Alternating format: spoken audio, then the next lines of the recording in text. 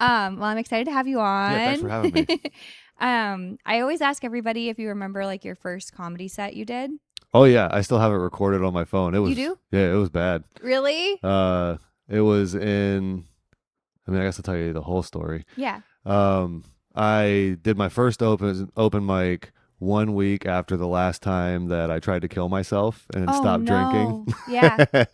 I was Wow. living in Florida and I've been trying to get sober for some years and it Okay. just was up and down, up and down. Yeah. And I had one last time I drank, worst night, so bad. Damn. And I've been writing like I used to write books and stuff, and I've been writing like funny stories and stuff for a Okay. couple years before that. And I saw an open mic. I remember I was laying on my couch, just like over it, Yeah. and I saw there was an open mic not far away, and I was like, whatever. I don't have anything else going on in my life right now. Let's try this. And Wow. 5 minute set, and my only goal was to make it through the material. I got one giggle, and Okay. I made it through all 5 minutes. Wow. That's a lot for your first one. Yeah, it was in this little tattoo shop. Uh, Wow. they like turned it into a comedy club at night in Boca Okay. Raton, Florida.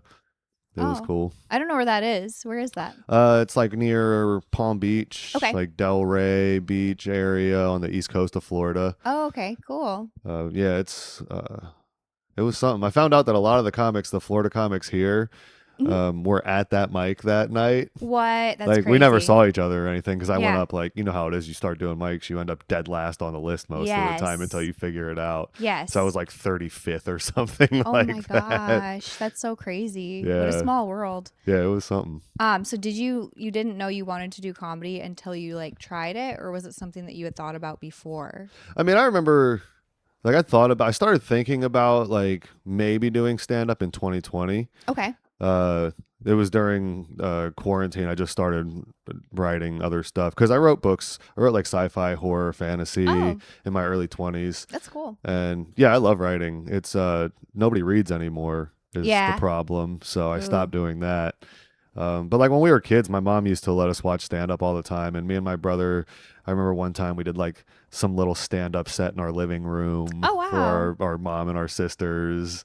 Nice. Um, but like I didn't really take it seriously, like seriously want to do it until I just had nothing left. Yeah, so what kind of led you to that point? I know you said like you were struggling with addiction mostly to alcohol at that point, or what was like your uh, main addiction? I mean, I did everything. Like You it did? didn't really Okay. matter. It always started with drinking. Oh, okay, okay. Right. As soon as I got drunk, though, I wanted to do any drug that anybody had for Yeah. any reason. Normally cocaine. That was one of my favorites. That Um, goes together, I think, yeah, sometimes. it's Like a just lot of people do especially in cocaine and drink. Florida, dude. Really? Like, Okay. yeah, there's so much. I mean, there's blow everywhere, Interesting. but if there wasn't that, like, I've done virtually everything. Towards the Yeah. end, I just started getting real sad every time I drank, though. Really? Yeah, just Yeah. ended up sad most of the time, Okay. and that's when I don't know. The last time, like, I destroyed my apartment. I got the cops called, got taken to the hospital, Oh no. and after that, I was just like, all right, we'll try this thing. I don't know what else to do now. Yeah. Interesting. So But it's kind of like you kind of hit rock bottom in a way. yeah, one of many rock One of bottoms many. throughout Okay. my life. Yeah. Rock bottom's interesting because it changes. Like, you think you hit it, and then sometimes you're like, oh no, we weren't even close yet. I know. Yeah. No, I get that. And I'm not that I've experienced that myself really, but like in just in life, sometimes you think things aren't not going to get worse and then they do and you're just like, what the fuck? Yeah. Well, I mean, rock bottom's about perspective too. Everybody Yeah. thinks when they hear rock bottom, you got to be like using puddle water to do heroin or Yeah, yeah. something. Like that's not rock bottom can be anything for anybody, you know? It doesn't Yeah. always have to be the absolute worst. It's all everybody lives their own life, you Yeah, know? everybody does have such a like different trajectory, I feel. That is so interesting though. And then I know you have like a joke too about heroin? Because you did heroin at one point. I never shot up anything because I Okay. was, and still am afraid of needles. I Oh, fucking okay. hate needles so much. Like, not tattoo needles. I'll get tattoos all day long. That doesn't Right, right, bother right. me. But actual But needles. intravenous needles, Yeah, that's good oh, though. like if I get my blood taken, I have to have a nurse hold my hand. I have to sit down and like have some water and a cookie or something. Yeah, because you might pass Yeah. out. Yeah, yeah, yeah. Well, almost every time, I'll Oh almost shit. pass. Or if I get tattoos anywhere that's not on my arm, like, Yeah, the blood just comes out faster, I guess, and it'll make me yeah. really lightheaded. Oh fuck. Um, but like I've snorting and smoking things. Yeah, I've Okay. snorted heroin a bunch by accident, Yeah. and I never did it on purpose. Heroin was never one I did on purpose. It was always Okay. in something else. Whoa. Like Okay. it Okay. was the first time I did it, I was with, and I should have known because I did it with a guy named Monday, Hmm. and Yeah. we used to do coke together a lot, and I went over to his house one night and he had white lines cut up. We were snorting them, smoking them on blunts and stuff. Yeah. And then he asked me, he goes, so how do you feel right now? And I said, why did you just ask me that? Oh He was like, no. well, there was some cocaine in that, but it was mostly heroin. Oh no. Oh my god. And I was like, we'll talk about this tomorrow because it's too late now. And it Yeah. was a blast. You liked it? Yeah. Oh, yeah. That's the night I was like, "Phew, that's one I got to try and stay away from." Oh really? Yeah. Because I've heard like people that have done that really like it. Like I like a lot of musicians that did heroin or like a lot of music that had like a heroin influence to it. And I've heard people talk about it and say like they loved it so much and like they want to die I mean, with it or it something, feels amazing. Yeah. So There's a reason people get so heavily yeah, addicted to it. I've never tried that one. I have done cocaine like when I was younger, but I didn't like how it made me feel because I felt like it made me really like an egomaniac. And then I only did it a couple times and I never like bought it. Like it was just like offered to me a few times, but like I just like didn't like how it made me feel. So I was like, I'm gonna stay away from that one because I wanted more too, like right away. Yeah, And that's. I was like, how can I get more of this? And I just like the next day I felt like shit, and so I was just like, I don't think that one's for me. Well, I think it's probably harder even when you're a female in like party situations because I know this because I've been the guy. Oh yeah, yeah, Like, just be like, hey, you want to do all these drugs with me all the yeah, time for free? Like, yeah, guys, we gotta buy that shit. We yeah. gotta It's a different like, situation, I yeah. guess. Most dudes are like, here, you can try this. Also, $100 if you want more. It's like, oh, Oh yeah, yeah. okay. Girls, it's like, here, just have as much as you want. Yeah, I know. And I feel like, I mean, I was like 18, I think, at the time, and I never really did it again after that. But I'm very sensitive to like substances, I feel. So, like, I can't even drink a lot because I'll just get sick. So, like, I can never get to the point of being so drunk that I like don't really remember because I'll be sick before like I get blackout. That's good. But I think it's just because I'm like a smaller person, maybe. I don't know. I mean, Or you I can don't have a high train.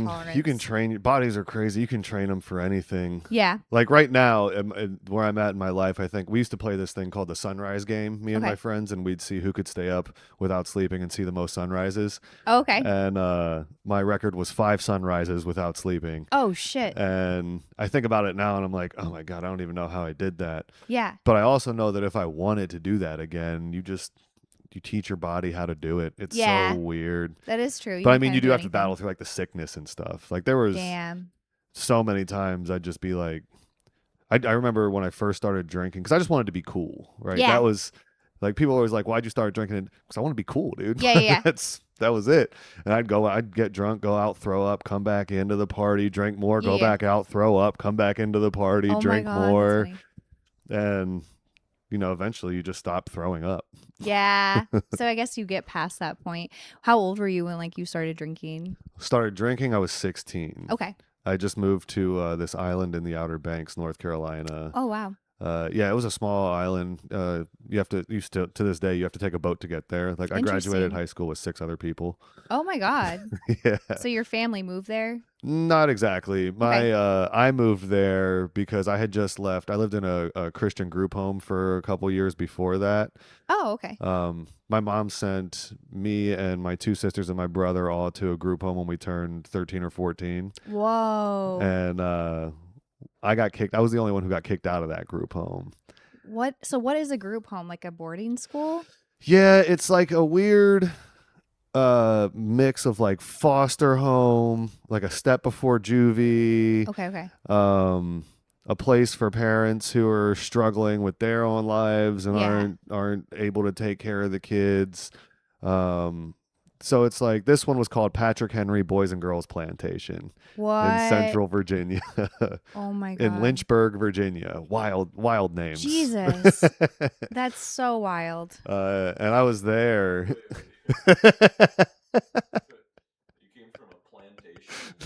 Yeah, What I the sure hell? did. Damn. And it's kind of like a cult almost. Sounds it. I'm working on it. It's so hard to talk about this on stage because it makes people sad like immediately. Oh, yeah. Yeah, I'm working on it. I actually did just start writing one about this the other day. It's just, and I've tried a few times. Like a lot of the stuff in my life is inherently sad for a lot of people to hear. Yeah. And so, like, one of the biggest challenges I have on stage is figuring out how to tell these stories in a way that doesn't make people just go, "Oh," Yeah, I get that. because the things that I think are funny are just so abnormal to other people. Yeah, You know, for like sure. telling them that I got kicked out of, or I got kicked out of my house to go to a group home, to get kicked out of a group home, to Damn. go to this island. And the island was cool, but I Okay. didn't know I was gonna stay there either. My mom was there on vacation, Oh, and well, I was with a foster family before that who I thought was gonna adopt me, and then my mom didn't want to do that, so I left. I went to the island, and she was there on vacation, yeah. and then a week before I thought we were going back to Virginia where she lived, she told me I had to get myself in school and find a place to live because I couldn't come back to Virginia with her. And I was 16. I was like, What the uh, heck? and this guy who I call my dad now, he's taking Yeah. care. We've known each other for 20 years. He's my dad. He takes care of me. I love that. Yeah, it's one of the only lucky things that's happened. And but he was walking, but he was just like drunk walking by on the dock, and he heard this conversation. He goes, "I got a place to, or I got a room." And my mom was like, "Okay," and I was like, "Yo, what the fuck is going on? Do you know this man? Like, is That's this who is this guy?" crazy. And then he was what 40 then. I was 16, Whoa. and I remember going to. We had like our little meet and greet. I went over to the house and we met each other, and I was always like, "Yeah, you know, I drink and smoke. I do this. I don't give a fuck." Um, and then I went back to meet him again, like for a second, like get to know each other before I moved in. And he had the kind of beer that I said I liked and cigarettes in the freezer for me. And I was like, yo, Wow. is this guy gonna fucking rape me or what, dude? Like Yeah, yeah. what is going on here? Yeah. Didn't get raped. Never raped, which That's was good. nice. Yeah. That's very Yeah, good. I'm pretty happy with that. Uh, Yeah. and then he just Damn. like, at first I thought we were just roommates, you know, because my mom paid him rent for me to be there, and like he tried to do like authoritarian stuff. He was like, "Oh, you have a curfew." I was like, "No, I don't, buddy. Like, Yeah. that's not how this works." And then we just kept hanging out, and now he's my dad. I love that though. Like, what are the chances that he was just walking by the dock and heard that conversation? Yeah, I don't know. it was a weird one, That's dude. some really good luck. That's I know, like when I think back, I count that as the one lucky thing that's happened to me, and it was definitely Yeah. lucky. Like he paid for me to go to rehab. He paid for my lawyer when I got arrested when I was 18 and got me out of probably 5 years of jail time because my mom Whoa. was just going to give me a court appointed lawyer and I would have Damn. been locked up for a minute. That's so crazy. So is your mom still alive? Yeah, she's Okay. great. She's a great mother to adult children. Yeah. Like we're all friends, you Okay. know, like I see her, I talk to her all the time. That's good. She's a good woman. Yeah. Never married, no kids. So his name's Steve. Okay. And he comes down here sometime. He was just down here a few weeks ago. Nice. But he's come to a lot of my shows and stuff. And he came from Kentucky. Mhm. And I have one like pseudo brother that he kind of did the same thing with. And he lives in North Carolina. We don't ever really see each other. We've met a few times and hung out. He's cool. And when I met Steve, he was a GM at a restaurant on the island that we were at, Yeah. and he was going through his own shit. And we kind of like we've talked about it. We kind of saved each other. Whoa. You know what I mean? Because like he wasn't in the best place. I was certainly not in the best place. Yeah. And we just like I gave him responsibility. He kind of like filled the don't have a dad void. Yeah. I mean, it was rocky. Like one of my biggest regrets, he wasn't allowed to come to my high school graduation, and he's the only reason that I graduated high school. He wasn't allowed? No, because we got 2 or 3 months before that we got into like a fight. Oh, okay. Like not like a fuck you fight. Like we got into a fight. Okay. And because I think I'd been out drinking and doing blow all night long, and he was probably drinking and doing whatever, and Mm-hmm. he told me that I needed to go to school that morning, and I was a senior. I was like, bro, I don't need to go to school. I'm not going to school today. Yeah. And he was like, go to school, and I got up, and he got me up. I went to school, and then he was like, you're too drunk. You're not going to school. I was like, motherfucker, I'm up now. I'm going to school. Yeah. Oh my God. And we got into a fight, and I got to school, and they called the police on him, and I had to move out. Shit. And yeah, we didn't talk for a few months. He wasn't allowed to come to my graduation. Yeah. But we worked it out. You know what I mean? Yeah. And then after that, it was always on the up and up. But yeah, I know he used to own a bunch of Papa John's. Okay. And I think it was in Kentucky. And he's always just been a businessman. Now he like goes around and does hotel stuff. Interesting. Yeah. I want to say yes, but I don't know off the top of my head.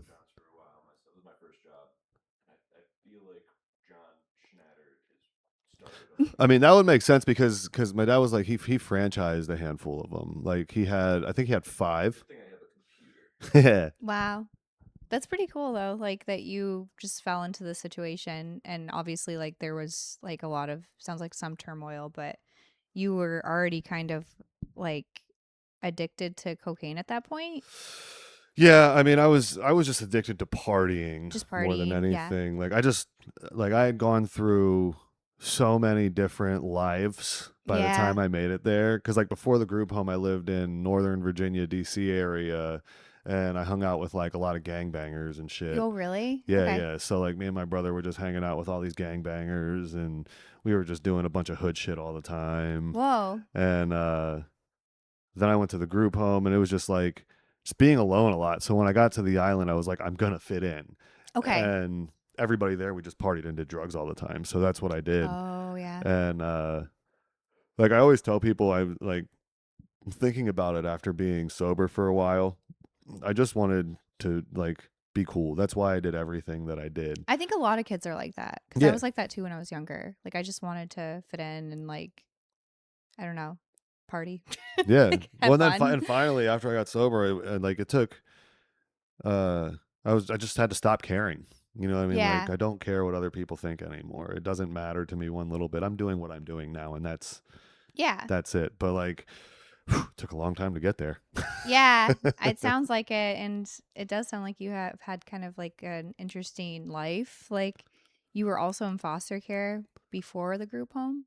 No, I was living with my mom before Oh, that. okay. Did you say you were in foster care? There was, so in the group home we had house parents is what they were called. Oh, okay. They lived at the end of the hall, and they would get like they'd be there for 3 weeks, and then they'd get 1 week off. But their apartment was there, and these house parents that I had left the group home, and we were really tight.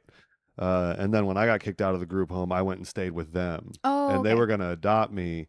And then my mom decided at the last minute she didn't want that to happen. Okay. And they have 9 kids now. It's crazy. Holy shit. Yeah. I still talk to them every once in a while now, but then after that, that's when I went to the island in the Outer Banks. Okay. And a good island. Yeah, it's an awesome place. Yeah. Like if you ever Ocracoke Island, North Carolina, if you're ever in the Yeah. Outer Banks, go there. The beaches are beautiful. Like Really, it's yeah. such a cool place. Just like the village is like a mile long. Whoa. You know what I mean? There's like 5 to 7 restaurants there. Everybody knows everybody. Yeah, Like that's cool. it's a cool little place.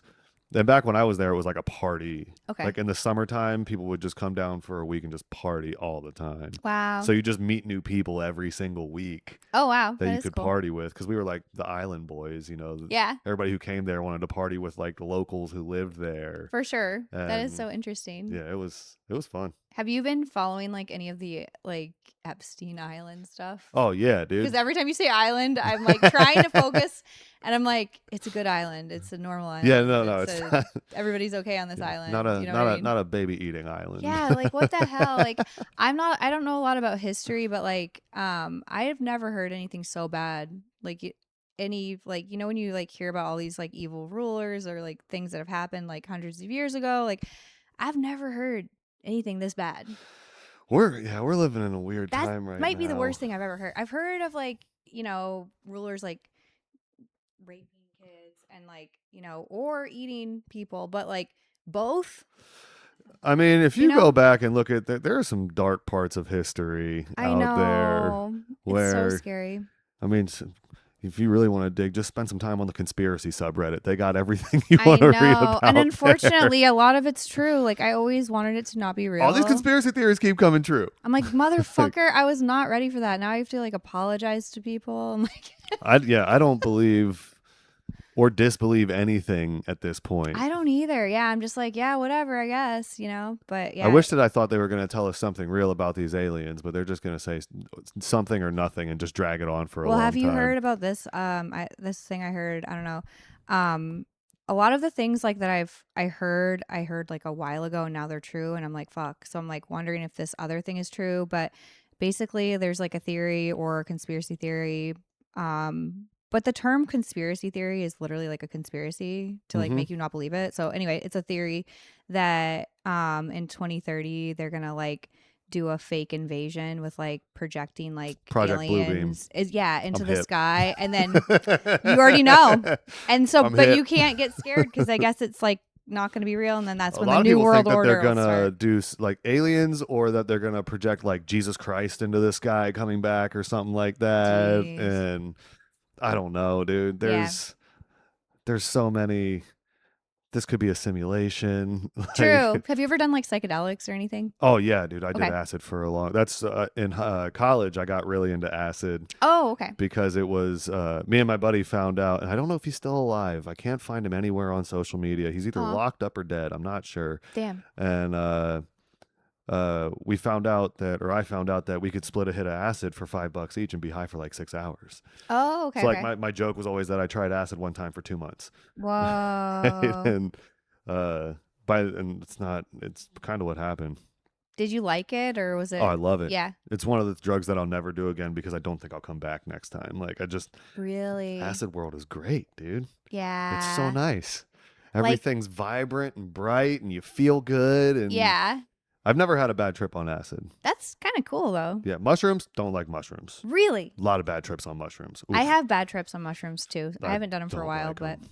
I get that. They always turn on me. I have to, for like an hour, I have to fight off a bad trip on mushrooms. Really? Yeah, and you just got to struggle through it. Like what happens when you're having a bad one? It like takes, whenever the last time I was doing it, it would take like like if I had any intrusive thought, it was like times a million after that when I was on Oh, yeah. mushrooms. Okay. And you just have to be like, no, this isn't a thing. You know, and you just like, Yeah. and it's weird because I'd always be around my friends and they'd have no idea what was going on in my head because I never wanted to seem like a bitch about Oh, it. really? Oh my God. So I just be like partying and like it looks like I'm having fun, but I'm having the worst time That's inside my mind crazy. ever. That's a lot of self-control though, because like every time I do them, I've never been able to hide anything, I think. So I'm just like one time, the first time I did them, I did not know what I was doing. I thought it was just going to be like a fun party. And I had all these random guys at my house. Like I had one guy friend and then his friends that were like older and like kind of sketchy actually. And we all took mushrooms and my dad was like out of town. So we were like at my dad's house and I just like looked around the room and I was like, I fucking hate you. I was like, fuck you. I was like, you're fucking weird. And then I was like, you're cool to like my friend. And I kicked them out. It was just like a weird, I think I just didn't know what I signed up for with it. And then after that, like I have had some good trips. I've never done acid. Normally, if I do mushrooms, like I'll like have an epiphany where it like helps me. Like one time I did them and I like realized how mean I was being to my sister for like most of my life. And I was, and because I wanted her to be more like me. And then like the mushrooms kind of helped me like realize like she's like her own individual. And like also I had this feeling of like you're here to like help her in life. Like you guys like chose this life together. So like you can like help her. So like that changed my relationship with her and for like a good, I Is think your it was older or good. younger She's sister? older, but like I feel like I might be an older soul, I guess. Like I don't know, Mm-hmm. but I was just like really hard on her. And so like after that, like things changed like with my relationship with her, which was good. But I have had bad ones too. So it's like you kind of never know. And then I always worry too, like, what if I just like don't come back like the same or You something? just get Like what if I'm like crazy after? You know what I mean? So yeah. I think I'm probably good with like drugs and psychedelics for a long time and forever, maybe, you know? Well, like people ask me a lot because by the end of my acid time, me and my buddy, we were eating. The last week we did acid, we ate a 10 strip of acid every day. Whoa. We just call them our Milky Way bars, and we just peel them down, and we just fucking munch on these 10 strips of acid every single day. Whoa. And people are always like, do you think you're different?" I'm like, I might be. I have no idea. Like, Yeah. I might be completely different than I was before that. I don't Yeah. think so, but it's possible. And maybe for the better.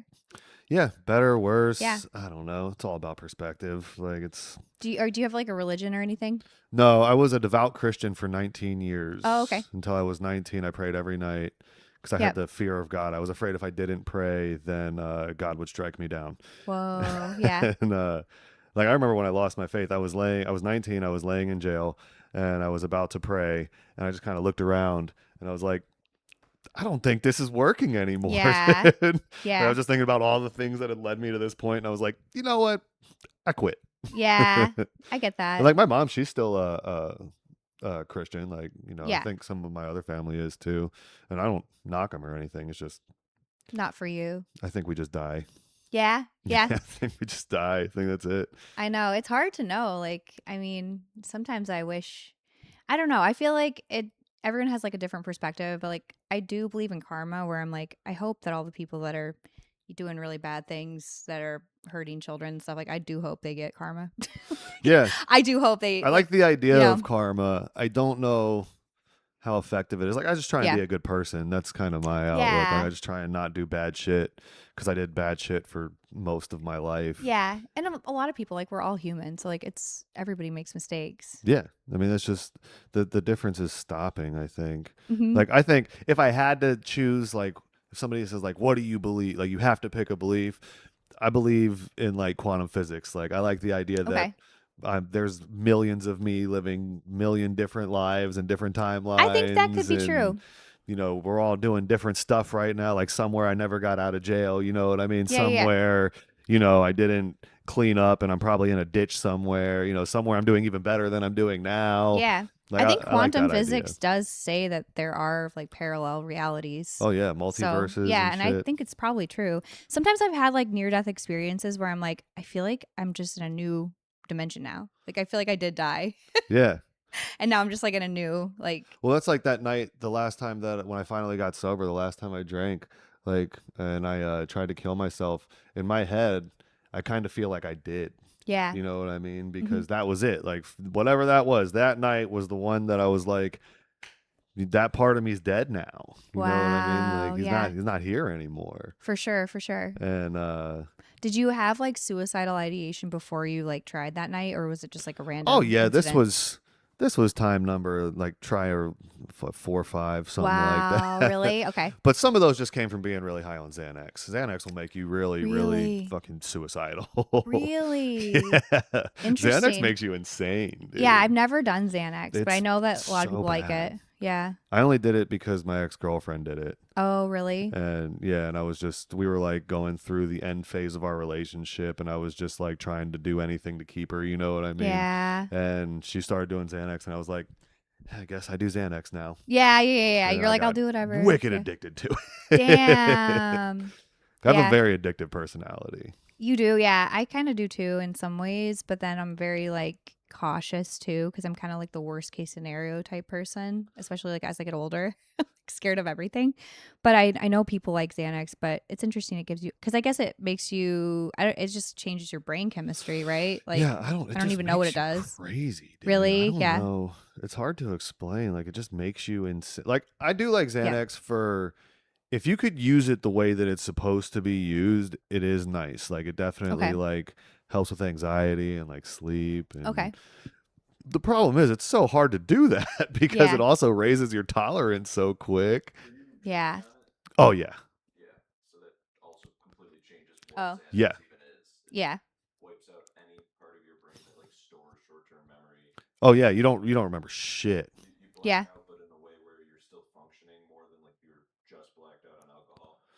Well, and it takes away Weird. like all rational decision making when you combine the two.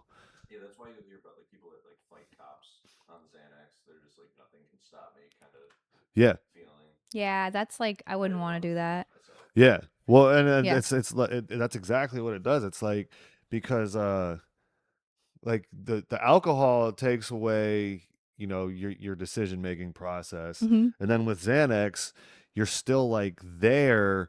So and there's but like you also are mellow about everything, Yeah. like you don't really think about the consequences and then you just do shit. I don't know. It's crazy. It was really, really bad. So what's the worst drug you've done, do you think, of all of them? Like if you were like, don't like if you would say like, or what are the worst two? If you were like, don't ever do these two, like what would they be? I mean, Xanax is up there. Okay. Adderall's pretty fucking bad too, man. Really? Yeah, because you don't have ADHD. If I do, I don't know. I never used it. Like I remember when Adderall first dropped. Yeah. Like that shit was dope. I found out you could snort it. It tasted like candy, Whoa. and I never did it as like a drug that it's meant to be done for. I just Oh, did it. okay. I just did it as a drug. Okay. So I mean, it's basically like sweet crystal meth, Wow. But like from prescription drugs, I don't know. Heroin's pretty bad. Crystal Yeah. meth, not good. You've done that one? Yeah, Yeah. yeah. When you do a bunch of cocaine, you get crystal meth a lot. Really? Yeah, Okay. they're always putting that shit in there. Especially when I was in Florida, all of a sudden it was just all crystal meth and fentanyl. I quit doing Wow. cocaine before I even got sober because it was just so dirty. Like Wow, really? I got tired of doing a couple lines and being up for 3 days. I was like, this is terrible.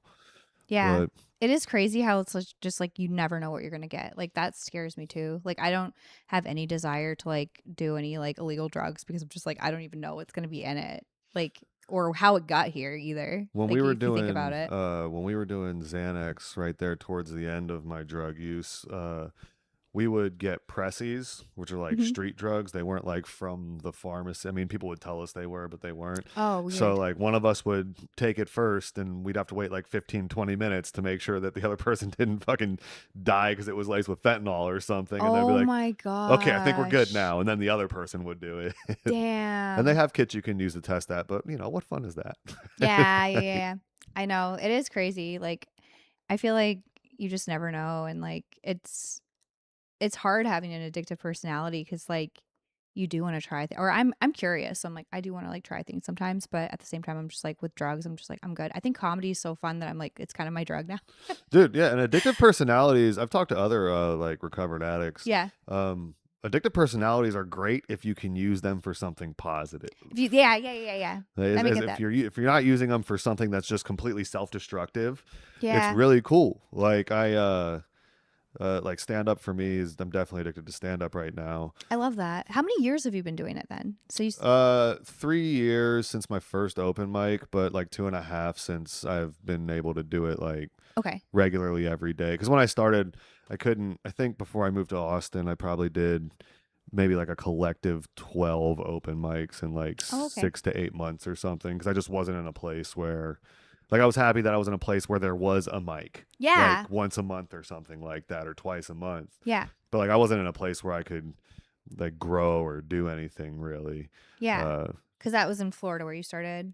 Right? and Or yeah, in Florida, I did two mics in Florida. One was that first mic. The second one was bringer show at the Palm Beach Improv. That one was really fun. okay. That was the one I spent 6 weeks. It was on. It was the day before 420, and I spent Oh, 6 weeks writing 5 minutes about weed and yeah. just straight pandering to the audience. And but it Yeah. worked. I had a good set, and I was like, okay, I do like this. Yeah. And then I left Florida and I went to West Virginia where my buddy lived for like probably 6 months, I think. Okay. Just because my lease was up and he had a place to live, and Yeah. that was it. Like my old high school friend. and they had like a mic or two a month there, Okay. but like think like the Midnight Creek mic, but worse. Wow. So like, I mean, a lot of times there wasn't even one person in the room. You were just talking to empty chairs. Like, Dang. but Yeah, it yeah, was yeah. cool because I was so new, so it was just being on Yeah, stage. just You getting know what I reps in mean? Yeah. probably. That's cool. So and then what year did you move here? October. What year is it now? October 2023. Oh, okay. Wow. And that's when I started doing stand up just every single day. Okay. Like I knew I was coming to Austin. I had looked at like the mic schedules and stuff before I moved Okay. here, and I was like, all right, we're just gonna go do this thing now. That's And cool. here I we feel are. like you've been here because like I just started stand up like a little over a year ago, and then you were already doing stand up when I started. So Hmm. I just didn't know if you were like from Austin or like how long No. you've been doing it, but that's really cool. Like what do you feel like other than obviously like there's way more mics here and like so much comedy, but like other than that, like is there anything else you find different in like the comedy scene here versus where you were before? I mean, there's a scene, so that's Yeah. that's one of the biggest Do you feel like the differences. audiences are different or I mean, I've pretty much I've performed in other places, but it's not. It's always been like since I've been doing stand up here. okay. Um, like in Florida, I did that one show and it was fun, but I didn't really spend enough time on stage anywhere else to really like be like, oh, this is different. It's more like learning it now. Yeah, yeah. Like I went to Portland a couple months ago and I was worried about like how liberal it was going to Oh, be. okay. Um, but like we were at the Helium Comedy Club and it was fine. Like all the audiences were great. They were comedy fans. You know what I mean? Like Yeah. they were there for stand up. That is good. That's the Um, best. yeah, yeah, it's great when they're actual stand-up comedy Yeah. fans and not like people who have never seen a show, which is also cool. Like I like those, but Yeah. you know, when you get a room full of people who have never seen a comedy show before, sometimes they just don't get it, you Yeah. No, know. I get that because they're not really sure what to expect, maybe. Well, they Or, don't know what they can laugh at. They don't know yeah. like it's so funny. I like watching audiences when I'm not on stage. Yeah. I just like watching, especially couples, guy girl couples, Oh my God. That is so fun. because guys will constantly like hear the punchline and then like look over to their girlfriend real quick to see if she's laughing or not before they start Yeah, yeah, laughing. yeah, yeah. No, I feel like that It's too. hilarious. I noticed that too, where I'm like, what's going on? You know, because like they don't want to get in trouble, maybe, or Yeah. it's, yeah. Completely different. Guys have to be careful not to laugh too hard or like be too into what she's saying if they're with their that makes sense. Yeah, because Yeah. I'm like, oh, you like laughing at pretty girls on stage. Yeah. Yeah.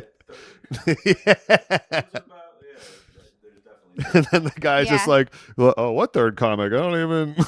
Yeah. Kait has no idea how many car ride home arguments she's been responsible for. That's Yeah. hilarious. I know. I feel like I do notice that sometimes, or sometimes women, or not always women, but like mostly, it happens with men too.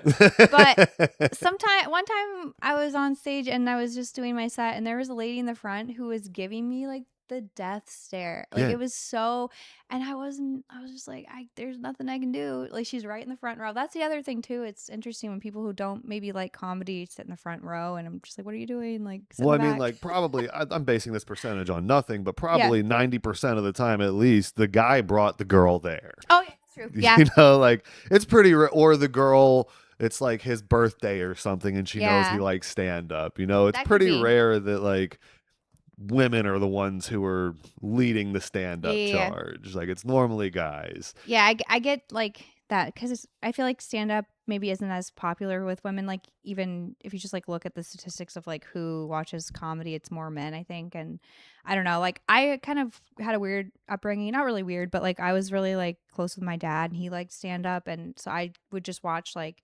We'd always watch TV together. I didn't ever get into sports, but like he loved sports. But other than that, it would be just like Comedy Central, like movies, like kind of more masculine type stuff was what I was into. And it was to the point where my dad was like, "Are you a lesbian?" And I was like, "No, I'm straight." But another thing with him too was like he was really like overprotective, but like I'm happy now in hindsight because I think I probably could have had like bad things happen to me otherwise because like you just never know. Like people are so creepy. And but yeah, he was like very overprotective, like I never brought boys home because my sister was older and she would bring boys over and I would see like how he would treat them and I was like never. So he never knew I had to crush on anyone. I would never talk about any of that. So I think that was like Was he a probably single dad? yes. So when I was a kid, my parents were married. They got divorced when I was in middle school, and then I stayed with my dad. That's cool. Yeah, and because my mom, she divorced him, and then she started dating my music teacher, like very soon after, and I like had a really hard time with that. And that guy, they're still together, but it was just like hard. And I stayed with my dad, but I think I went through like a little bit of like not anything like what you've experienced, obviously, because like you've gone through way more than me, but like that was like my difficult time, I guess, like where I was kind of like rebelling and like it's also normal developmentally, I think, but yeah, he kind of like influenced me a lot in like a very good way. He passed away a couple of years ago, but he's kind of like the reason I wanted to do comedy, and he was like the only person I ever told, and I wanted to do it for like probably since I was like 16, but I was too scared and I thought I would just like die and never know what it was like. But he really like believed in me, I feel, and I like told him about it. And then when he died, I was like, okay, there's like I can get through anything if I can get through that. And so I feel like he's kind of like watching over me and like with me and stuff. But my comedy is probably more like not masculine, but I do feel like it's not, I don't know. Like I would like to have a female audience one day. Well, But at you the have same darker time I just have to premises say like too. things that I care about, you know? Yeah. So it's like I mean, I've seen you go up on stage a lot. Like you have your premises are just darker than what yeah. most women are saying on stage. Yeah. So I don't know that I'll ever really have a female audience, but I hope I do one day. And it may, maybe they'll all be lesbians, but I don't care. Like, I mean, I would love to have I'm sure some you'll have females. some, it's Yeah. like I mean, I don't think I'm ever going to have a female audience, that's for sure. You never I know. I don't the old people and women are not my biggest fans normally. Really? Yeah. But like that's cool cuz there's like this is going to make me unlikable. Yeah.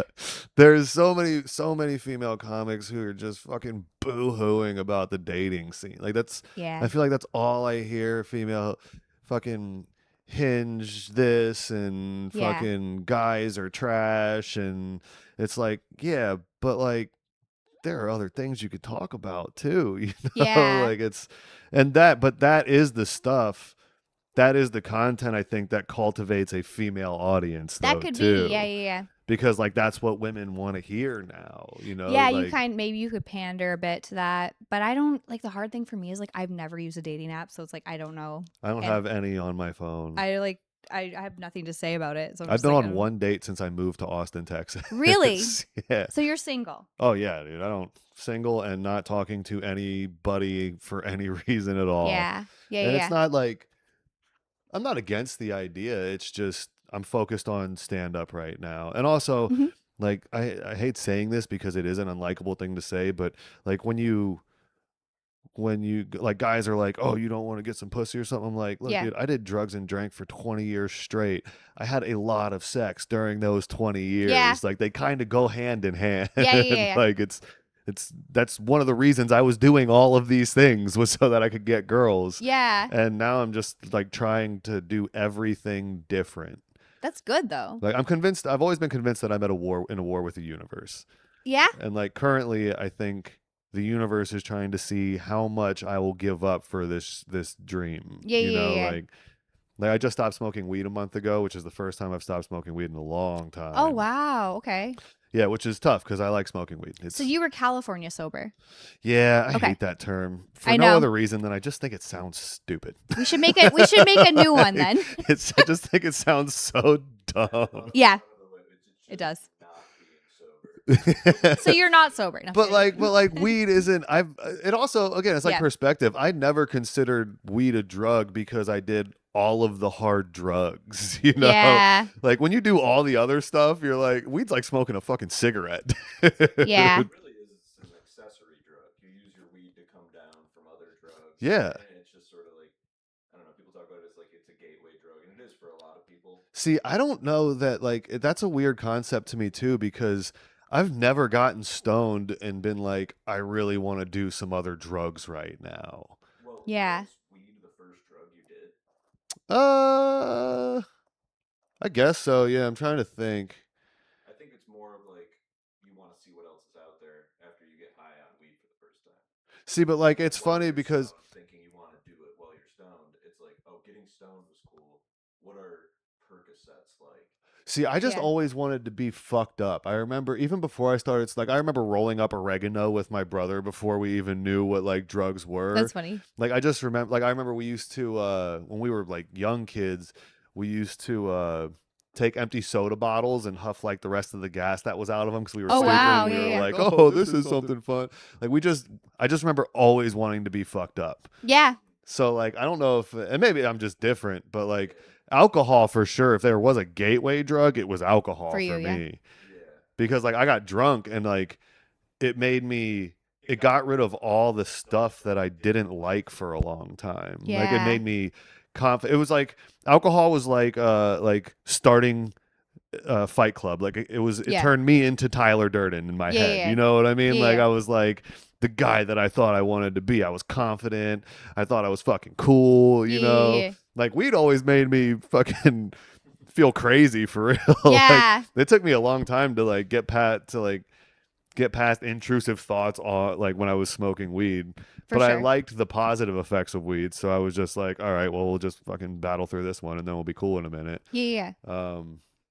I feel like weed does that for me too, where I'm kind of like, it makes me maybe more aware of things or even pain. Like, I feel like it doesn't help me with pain. Like, the other day, I hit my head really hard when I was like bending over and like I hit it on a shelf and I have like a bump on my head now. And then I like took a gummy and I was like way more aware of the pain. Really? Or like it makes me more aware of being awkward, which I'm already really awkward Yeah. socially. And then so like make me more aware. But sometimes I think I need that.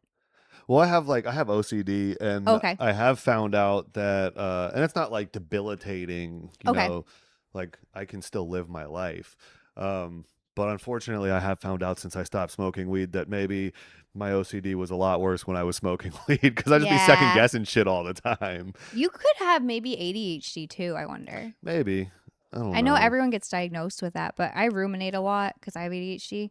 But I got diagnosed with it like a Is couple years rumination ago. an ADHD Mm-hmm. thing?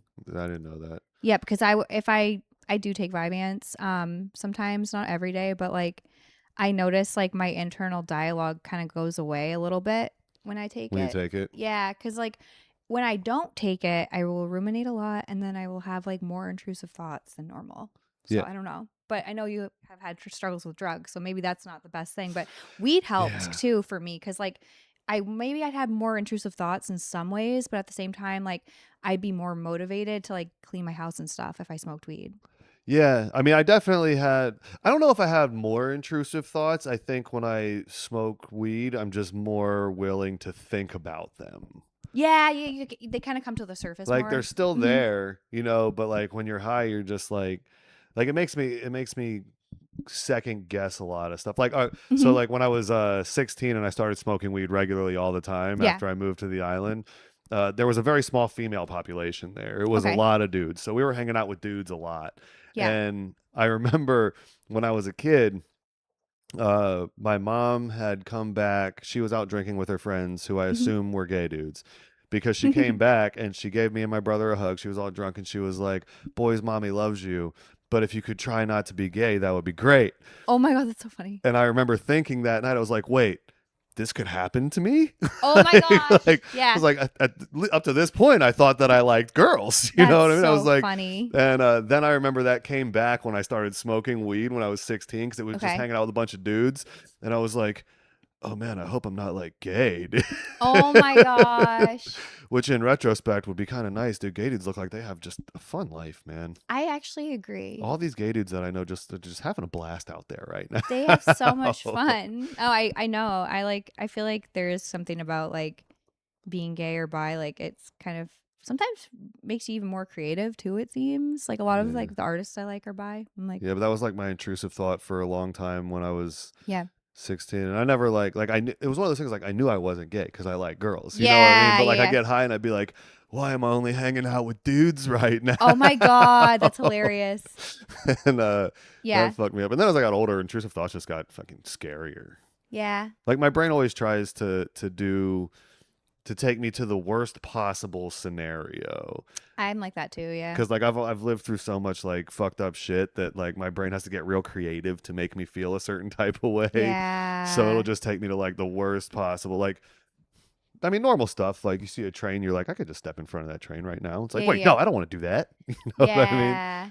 Um, That is interesting though. I've heard too, like your nervous system gets used to like, or it, you know, it whatever traumas you've had, your nervous system like doesn't know that it's not happening now sometimes, maybe. So it's like you have to like relearn like how to, I don't know. Like I actually I can't explain how it. to I like don't even know why process old I like lost my traumas. train of thought when I was talking about it, but like I feel like the worst case scenario type thing could just be from being in situations that were Well, yeah, bad, and and then that's your like, nervous system's like still expecting it. yeah, I feel like exactly. Yeah, no, That's what I was trying to I say. feel like my brain is always constantly trying. Like I always think of the worst case scenario. Like I Me too. assume that that's gonna happen, and if it doesn't, great, that's sick. But if it Yeah, does, I'm ready for it now. for You sure, know for what I sure. mean? So like I'm always thinking about like, and people tell me that's not a healthy way to live. I don't know. It's just the way my brain works. Yeah, like like hope it happens, but I'm gonna be ready if it happens. yeah, yeah, yeah. You know, and I'm like that too. I don't want things to happen. Sometimes I just think I know things too. Like I sometimes will know well, like I was saying, I had pneumonia recently. mhm, I've never had it before, but I thought it was just allergies cuz like I didn't feel sick really other than I had a hard time breathing and like I was just like something's wrong. So I went to the doctor and I just knew it was pneumonia. I've never had it and I didn't even research it. I just knew it. Went to the doctor, saw two male doctors. They both said I was fine, like sent me out without any tests. And then like went back and like 2 days later saw and I requested a female doctor because I was like, I just feel like these men are not listening to me. No offense to men, but I went in, she also didn't want to test me, but I made her give me an x-ray and it was pneumonia. And I was like, how the fuck did I know that? Like, cause I didn't even really research it. Like, and I've never had it. And it wasn't even that bad yet, but it would have been bad if I didn't treat it. mhm. And then like also like when my dad had cancer, I knew he had it before we knew because it was like pancreatic. It's hard to find it, but there was just like something about it. I was like, I know he has cancer, and I like told my family, I was like, I think dad has cancer, and like I think he's gonna die, and everybody was like, what the fuck is wrong with you? Like, why would you say that? And then he did have cancer, and then he did die, and like by the time they found it, it was like really too late. And then same thing happened with Phil's dad. He was having chest pain and Phil told me that, and I was like, he needs to go to the doctor because I think he's having a heart attack. And then he actually was having a heart attack. He's okay. But it was like, it wasn't enough to like, there was no reason for me to know that really, I guess. So it's like, it kind of sucks sometimes because it's like, it does seem like I'm being negative or like, you know, whatever. But like, I keep noticing this pattern of like, okay, like if I feel like there's a health issue, like I need to like listen to myself because I'll like gaslight myself too, where I'm like, I don't know what I'm talking about. Like I'm not a doctor, like, but then all these things keep happening. So I don't think I'm psychic, but like sometimes I'll just like know I weird mean, you might be things. a little. I don't think that like psychics the way that people think about them like in X-Men and shit. You know, Yeah. I don't Yeah. think those are out there. If they are, dope, dude. If I could figure out how to be one of those, that'd be Yeah. sick. Uh That but would like be. there's this girl that I used to work with who would always tell me that she thought that I was psychic on some level because Okay. I just like the best example was I can't remember the exact name, but we were at work one day and I was just being stupid. I like to just make up stories. Sometimes I just say fucked up shit to my coworkers to see how Yeah. far I can push the envelope before they get weird. And I can't remember what I was saying, but I said this dude's name, and it was like a really obscure name. And then a little while later, this dude who's kind of looked like what I was talking about came in, and it was his name on the card. And she was like, "I told you, you're psychic." And it's like little stuff like that. I would say that Whoa. she'd be like, "You keep doing this," and I was like, That's "Dude, I'm not crazy. psychic. I don't know. Things just be happening like this." Yeah, it is weird though. Like we don't really understand so many No. things about existence and like there it seems like yeah, we somehow know things we shouldn't know sometimes. Like I don't know, it's weird. Well, and also people are always like nowadays. Or I don't know if this is how it was before, but everybody's into this uh like don't be negative because your brain does what you think. I mean, there's being negative and like talking to yourself negatively and being like, you suck, you're a piece of shit. Right. But there's also just being prepared for other things, like thinking realistically, you know what For I mean? sure. Like just because you don't like the way a realistic outcome could happen doesn't mean that you're being negative about True. something. You're just noticing like, okay, this could happen. Yeah, it seems like the evidence is leading up to this could be this way. Yeah. You're just like putting things together. But then maybe. people will be like, "Oh, you're just so negative. You're a pessimist. I'm like, no, dude, I'm just observing. Yeah. I'm just watching what's going on out here. You're just connecting now. dots. Like I feel sometimes like you can like kind of see what's going to happen based on like, Yeah. Well, especially if you've lived, like if you deal with people a lot too. Yeah. You know what I mean? Like that's one of the reasons like when that girl is like, "Oh, you're psychic." I'm like, I just deal with a lot of people. Like people have patterns. For sure. Like I've worked in restaurants for 20 years. Wow. You meet the same people. There are the same exact humans with different faces that will walk in regularly. And you know them because you're like, yeah, I've met you before, or I've met people like you. Like, I get that. It's funny because like you have an interesting experience, like working with like in a restaurant, you're like with a lot of like adults, obviously, and like, dealing with adults. I used to work with kids. So I worked with Montessori children from like, I think like for 7 years. But same thing with my classroom. Like one kid would graduate to go to like the next grade, and then another kid would come in and they would like fill roles. Yeah. Like they would always be the same archetypes and like all the same, like not same. And then every once in a like, while you find like an outlier. Sometimes that's the cool one. Yeah, sometimes. But like it was so weird. It's like one graduated, and then the next one who comes in just automatically has the same vibe. Like I don't know. It was really funny. Well, but it's just like reading people. Like, Yeah. I mean, do you find that on the poker table, Phil? You know what I mean? I mean, you have to. Yeah. Yeah, especially in poker because there's like a lot of like the same breed of autism that draws people to poker. So it does help. And then just like you guys were saying, then all of a sudden there's an outlier at the table and it's the guy you can't read. You're like certain that he's doing this thing and then he flips over his cards and that's frustrating. But the best poker players are able to read people really well because they do have like a Rolodex of like different tells that are across the board for all different types of people. So I'm not that good at it yet. Like I'm more just like focusing on like the math and stuff. Yeah. But if you can get really good at like psychology, I think that is like the best thing to lend itself to poker because you can archetype these people and then kind of pick up on like behavioral patterns across several people. Yeah. Yeah.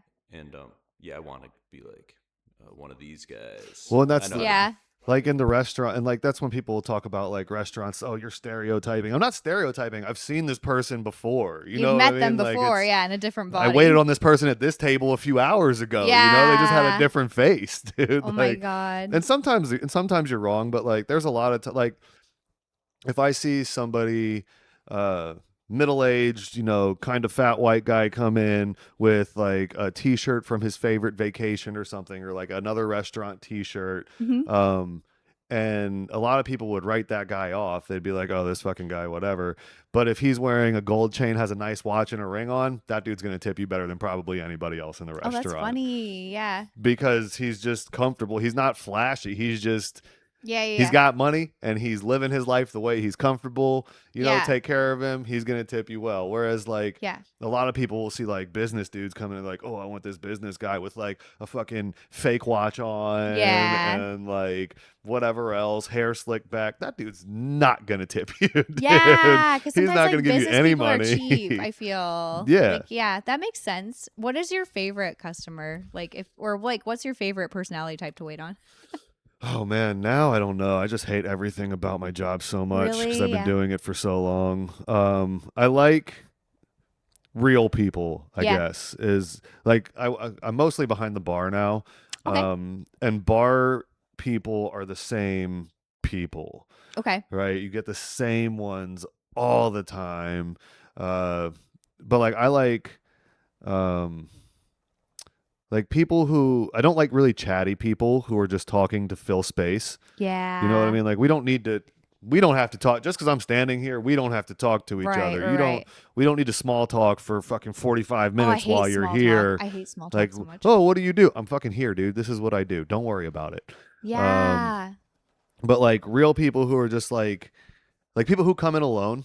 Okay. You know what I mean? Like they'll come in alone, they'll sit and they won't necessarily like try and start a conversation with you or anything, but you'll say something and they'll respond in like a real human way. Yeah. You know what I mean? Like those are the ones that I like and I might actually like show interest in and talk to, be like, "Oh, so where are you coming from right now, dude? Yeah. What are you doing in town?" Because you can feel their vibe is real. Yeah, they're not just there to, you know, or sad people. I like sad people a lot. Yeah. Yeah, because I'm just naturally a sad guy. Okay. And like when I see, that's actually one of my biggest triggers is if I'm walking by a bar Mm-hmm. and I just see a sad guy by himself sitting there drinking. I don't know why it makes me want to drink so fucking bad. Really? Yeah. Because I I get that. like there's something addictive about the sadness when you've been sad for a very long time. Yeah, there's like a song about that, isn't there? I feel like there's a Nirvana well, it's song like about that. you're comfortable in it. Yeah, like, yeah. And that's one of the tricky parts. What was one of the tricky parts for me getting sober was because I just felt so awkward. Like even now, when something good happens, I'm always afraid something bad is about to happen. Yeah. Like it's hard for me to be like, no, just enjoy the good thing that's happening. Like it's Yeah. not always gonna go sideways because A lot things of just people are went like that. sideways. Yeah. Yeah, it's like you get used to that pattern maybe too. Well, and then you just get comfortable in it because I know how to deal with sadness. For sure. You know what I mean? Like I know what happens when I'm sad For sure. because sad shit's just been happening for so long. Right. So it's like when there's not sadness, that's when it's like, what the fuck's going on here? Yeah, you're like, what's about to happen? This is too good to be true. Yeah. It's like, oh, this isn't real. Something bad's about to happen any day now.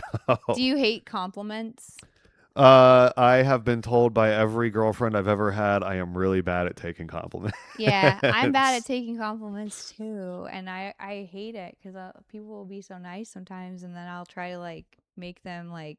You just like undercut yourself. Yeah, I'm like, I'm all fucked up. Don't worry. Like, I don't know. Like, people just try to like give me a compliment. I don't know what to do, but I don't know. I'm definitely not a sad person, but I think I get sad like easily because like I do have like a really big heart. So like when I see people like suffering or if like someone's mean to someone for no reason who's nice, like it makes me so sad. Like, yeah, very empathetic. yeah, I have too much I'm the same empathy way. probably where it's like, oh, like, But like my maybe that's empathy not is good. different. Like, Yeah. I don't have empathy for a lot of the homeless people. You don't? know? Okay. Not really, because, but also like some of them I do. Some of them I'm like, Yeah. man, that sucks, dude. You know what I mean? Yeah. But a lot of them are just fucking drug addicts out there who just True. want to be drug addicts. So Yeah. like, I don't have empathy for you because you want to smoke crack. You know For what sure, I for mean? sure. Like it's. Do you find your empathy is somewhat related to how many legs they have? That is one of the things. Yeah. That is one of the things. Yeah. But not how many legs, what their attitude without legs is what gets me. Like there's Yeah. one guy down there, and he's always rolling around, no legs, just cracking jokes all the time. Wow. That one I feel bad for, because like, how do you have a good attitude right now? Dude? That's amazing. Like, Oh my your God. shit is fucked, bro. Yeah. Like that one I feel bad for. But a lot of my empathy goes towards like that monkey right now. You know Yeah. that shit fucks me up. So I've been shielding her from Punch the Monkey. Yeah, I've he loosely has told been. her about it, but things are looking up for Punch. He's walking. I saw that. Yeah, He he started has walking. a couple friends. Well, animals are sweet, so it's like it is easier. Yeah, to, I feel very 'cause empathetic humans for can be animals. really bad. She doesn't even You know? know really like what Dude. the sad thing about it is. I saw that the other day, and like he went and hugged that little toy, and I was like, ah, God, that one got me. It got everybody, but I also like conspiratorially feel like it's a psyop.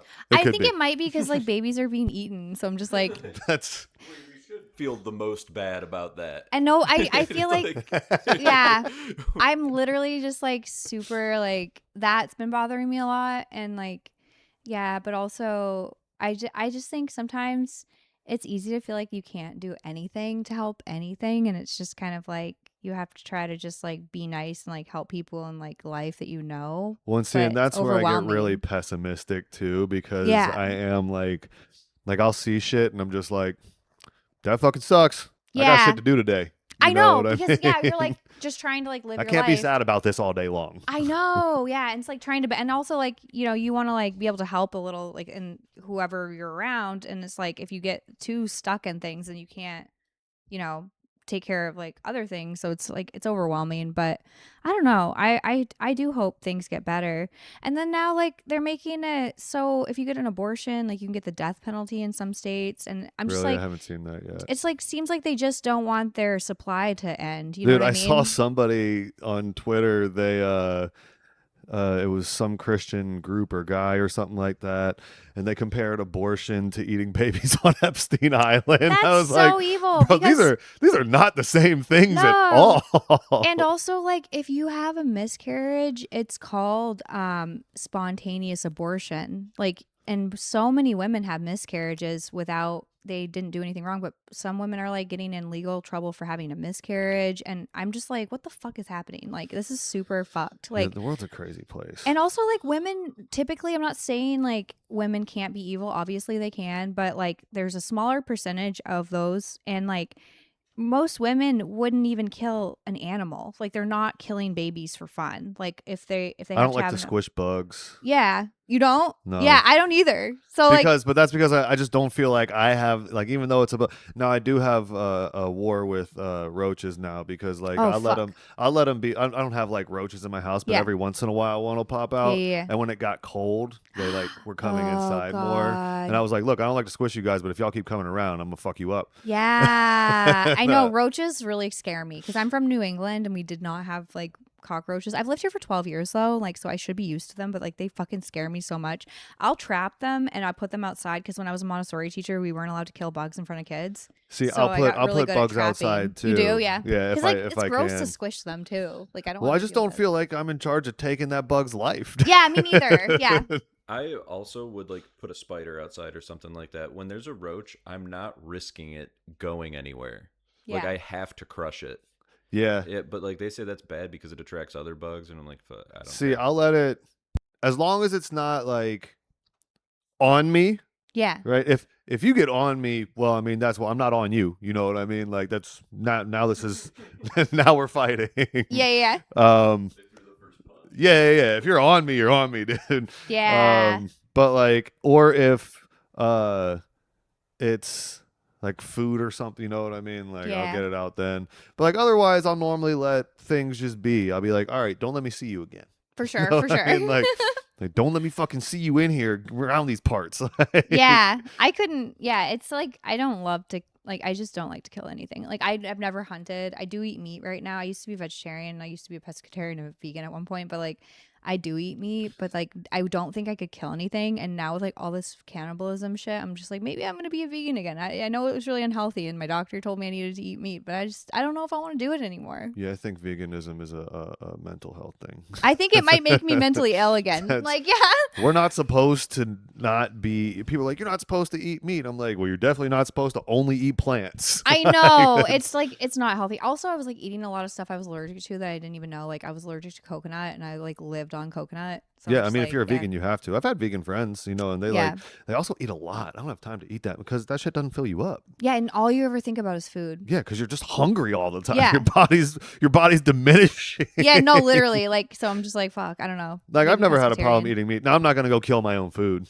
You know, like I that's know. not. I don't really like even killing fish. You know, like I'll Yeah. be, and I grew up like when I was in the Outer Banks, fishing, huge thing. Really, You yeah. know, I've seen fish get killed all the time, and I'll stand there and watch somebody kill a fish. That's fine, and I'm gonna eat it right off that table. But you don't want to do it yourself. I don't want to do it myself. I'm like that too. Yeah. I don't. Somebody else do that for me, dude. Yeah. Like, I don't want to kill the thing. No, I know. I also just don't like blood. I don't need. Oh yeah, you were saying that you faint from I'm it. not a blood guy. Like my Yeah. brother's the complete opposite though. He like Okay. like I won't watch scary movies and shit. I don't like gory Me movies. neither. I hate scary movies. And my brother loves them. Oh really? Dude, That's oh funny. my god. When we used to live together, he would like I remember he was watching like the Hannibal series one time Mhm. in the living room, and I was sleeping on the couch at this point. And after like an hour, I was like, "All right, I'm going to sleep in your room. You let me know when you're done watching this bullshit out here." It's like I'm not here for this. Yeah, I hate scary I stuff. just don't like gory stuff. Me neither. I even as a kid, like I've always hated like scary stuff. Like my parents like would give us Disney movies. We watch Disney movies or whatever. But I just like remember scream crying at like every Disney movie because of the evil characters. And now with like all the Disney shit coming out, I'm just like, yep, it makes sense. Fantasia used to scare the fucking shit out of me. I don't remember that. I think I saw that one, but I can't remember. I don't know. It was when Mickey was controlling the wizard and making the brooms dance. Man, that shit used to scare me so bad. Really? That's funny. I don't remember why, but I just remember that shit scared me. Yeah. And then like I will watch if the story's really good, then I'll get past the gore. Like the first 3 Saw movies, I did watch those too. They had a good. It wasn't just about how fucked up can we chop somebody to pieces. Like it was a good story too. For sure.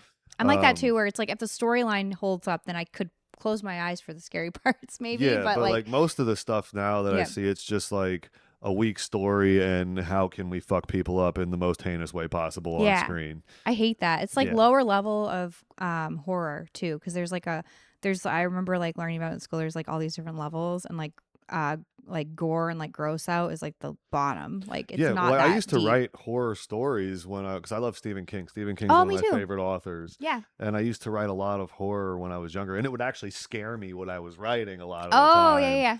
And I stopped writing it because it scared me too much. Yeah. And, but like the show the what is it? Tell Don't Show. Like to like create it in their head and like leave like Alfred Hitchcock. That's what I was just trying to think of.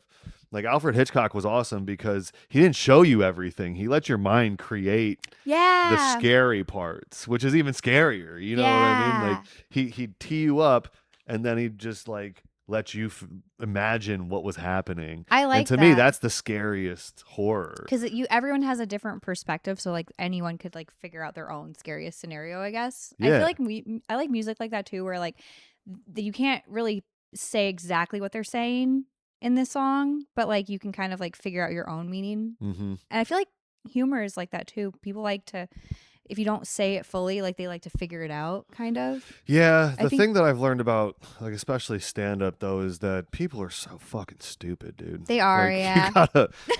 You gotta really break it down for people to get sometimes. Yeah, that is true. Because like then if they don't get it, then you don't get any laughs. And it's like, what am I even doing? You know, Sometimes I'll write like clever punchlines, and I'll be like, I love this.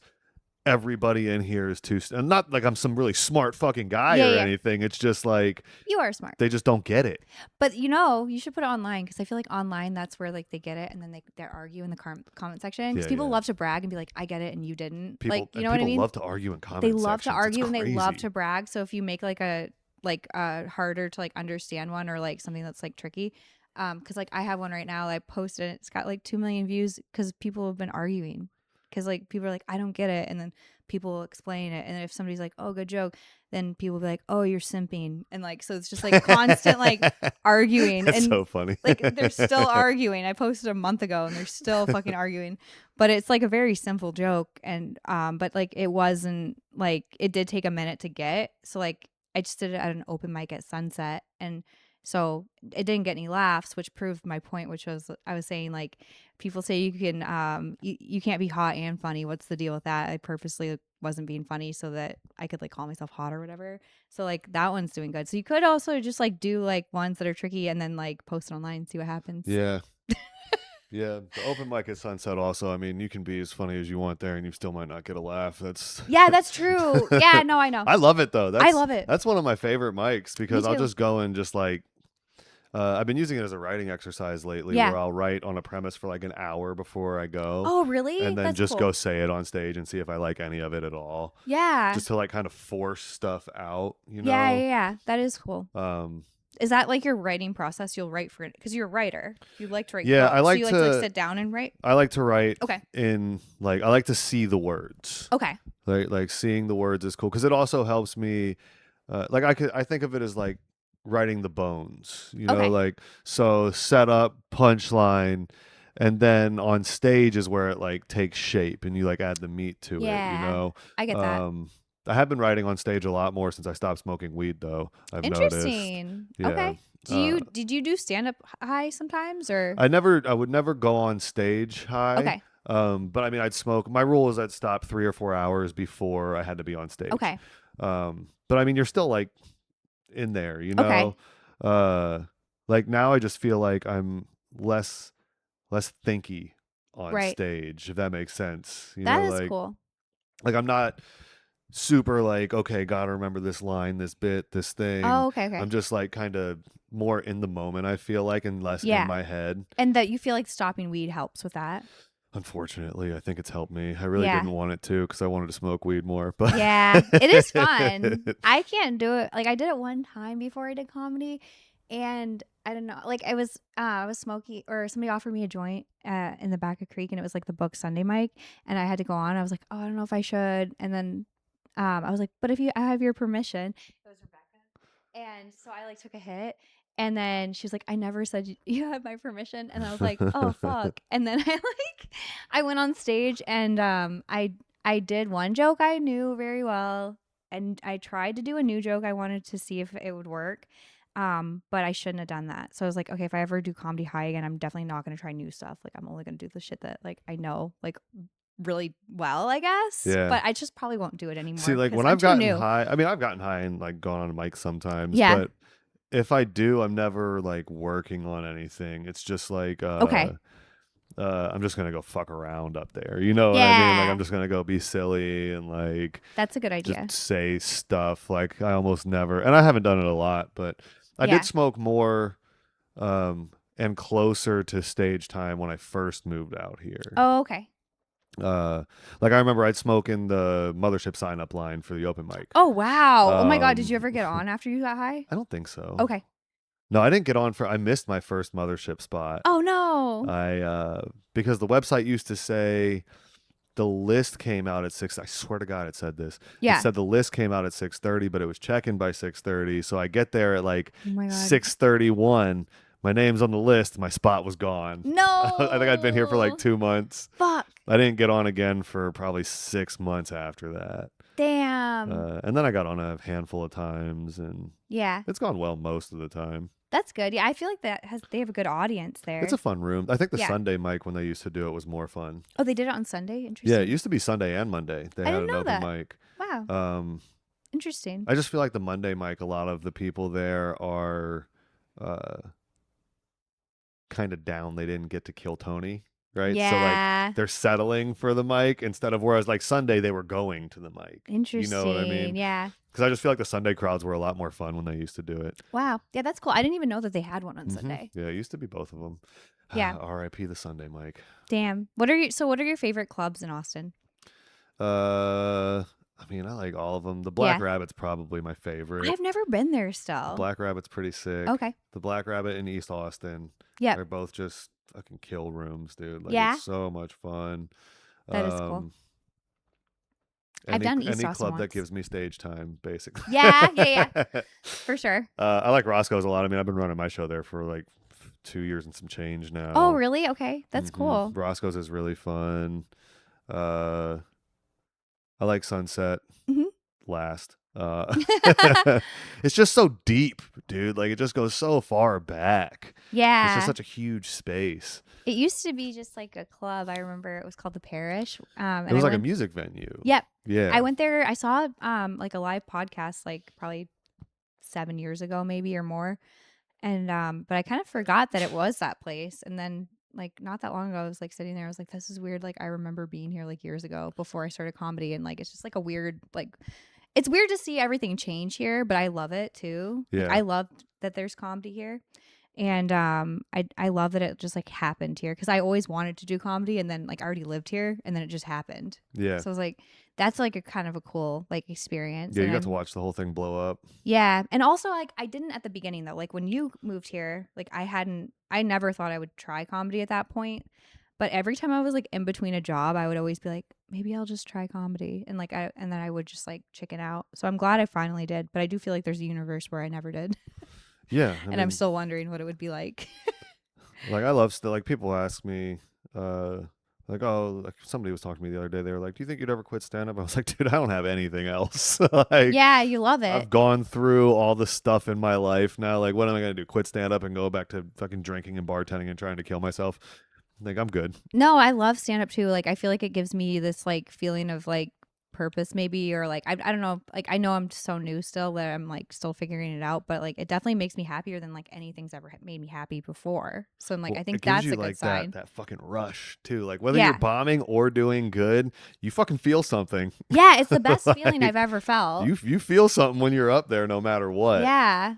It's definitely, I don't, and I know like it's a constant, like you're always going to be like getting better and evolving, or like you hope, obviously. And so I'm like trying not to like, I just try to like look at it where I'm just like, I'm just doing the best I can now. And like, I'll look back at my stuff in a month or two and be like, what was I doing? Yeah, and that's I'm good just, because the people who don't think that way are normally the worst, most delusional comics. there was a lot of those. There's a lot of those. And that's crazy. The ones who are like, oh yeah, I'm fucking killing at the Lucky Duck, dude.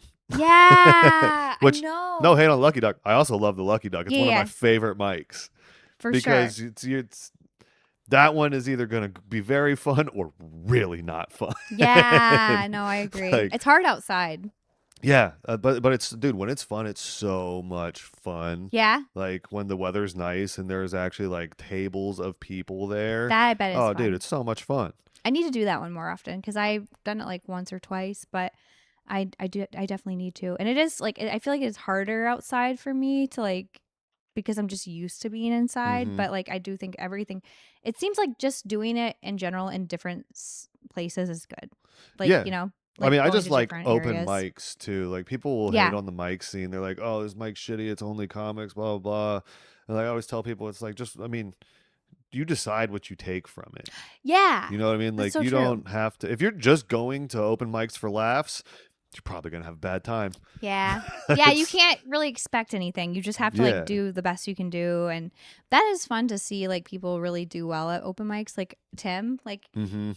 I would always see him go, like he was at the first mic I went to, which was Dane's. Like I did that. My therapist told me to go to Creek. She was like, there's an open mic on this day, like go to Creek. So I was like, I don't know if I'm a narcissist. Should I try comedy? I've always wanted to. She's like, no, just do it. And so I did. And then Tim was there, and he wasn't doing like his act right now, but he was like one of the first people I watched go up, and I was like, that guy is so good. He was just doing And silly Tim stuff. yeah, like he had like, I don't even know, like I can't remember. It was like something about like he was like talking to like the curtain about how his dad was gonna be like disappointed in him, and like I don't know, he was just so funny. And I Well, was like, Tessie Timmy, was that when he was doing his I love my dad. yeah, it might have been that actually. Yeah, and so you guys have known each other for a long time, right? Like, or how did We you meet both him? moved out here at relatively the same time. We Okay. both kind of started stand up right about the same time. And we just met because I started New Faces around the same time he started Date Night. Oh. And we were both just fucking working hard. And we also started them at the same club. Okay. We started them both at Roscoe's. And we just, you know, he was grinding, I was grinding. I'd pick his brain sometimes. Yeah. I think I remember really like meeting him at the Cenote open mic. Oh, I don't know where that is. It used to be I think a 1 p.m. mic at this coffee shop on Cesar Chavez that's closed now. Oh, okay. And it was fucking awful. Wow. It Okay. was absolutely miserable. Yeah. And that's when I like remember meeting Tim for the first time. He had his index cards, and I think I just was like, I like your jokes.